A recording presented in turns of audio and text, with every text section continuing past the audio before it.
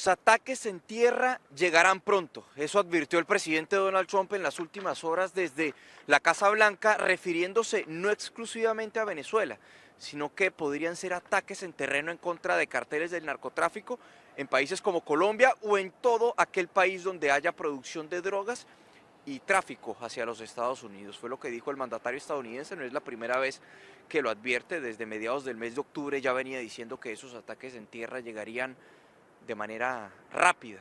Hay que destacar también que esta sería una nueva fase en su guerra contra las drogas, que recordemos hasta este momento ha producido bombardeos, unos 21 bombardeos, dejando 82 muertos en el Mar Caribe y en el Pacífico. De hecho, van más de 2 semanas desde el último bombardeo que dijo el secretario de Guerra Pete Hegseth.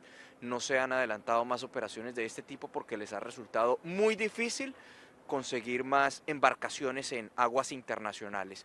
¿Qué esperar? El mandatario estadounidense no se quiso referir a los siguientes pasos en Venezuela, pero lo que ha trascendido tras esa llamada que sostuvo con Nicolás Maduro el pasado 21 de noviembre es que hubo un ultimátum hasta el pasado viernes por parte del presidente Trump para que Maduro saliera del poder. Por eso se encuentran analizando cuáles son los pasos a seguir frente a Maduro y a Venezuela. Quien sí se ha referido a Maduro en las últimas horas fue el secretario de Estado Marco Rubio. En una entrevista con Fox News dijo que en Maduro no se puede confiar porque ha llegado a múltiples acuerdos, al menos a 5 acuerdos, y ha roto sus compromisos en cada uno de esos acuerdos, pero que en todo caso el presidente Trump se sienta con todos y que eso no significa que no pueda haber espacio para algún tipo de negociación, aunque sí dejó bastante en duda que se pueda confiar en el régimen de Nicolás Maduro. Since highly anticipated documentary about Sean Diddy Combs is officially here. And we hear from 2 jurors from the Diddy trial, some accusers who spoke out for the documentary, and 50 Cent got his hands on some footage that Diddy claims belongs to him.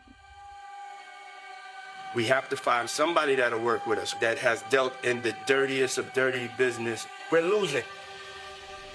I reached out to Sean Combs' spokesperson, who tells me that the reason why that personal footage exists is because Sean Combs has been documenting his own life since he was 19 years old. They say that this footage was captured from a personal videographer hired by Sean Combs. If Sean Combs watches this, what do you think he's going to feel?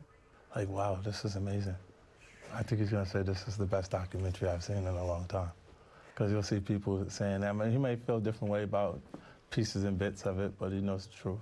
His lawyers even sent a cease and desist letter to Netflix, which I have obtained. I reached out to Netflix and they referred me to a statement from the documentary's director who says, quote, "It came to us, we obtained the footage legally and have the necessary right." Juan Orlando Hernandez, presidente de Honduras entre 2014 y 2022, salió de prisión tras el indulto que le concedió el presidente Donald Trump. Hernández fue condenado el año pasado a 45 años de prisión y una multa de más de $8 millones por cargos de narcotráfico y de armas de fuego. El indulto a Hernández contrasta con las operaciones del gobierno de Trump en el Caribe, que justifica como combate al narcotráfico.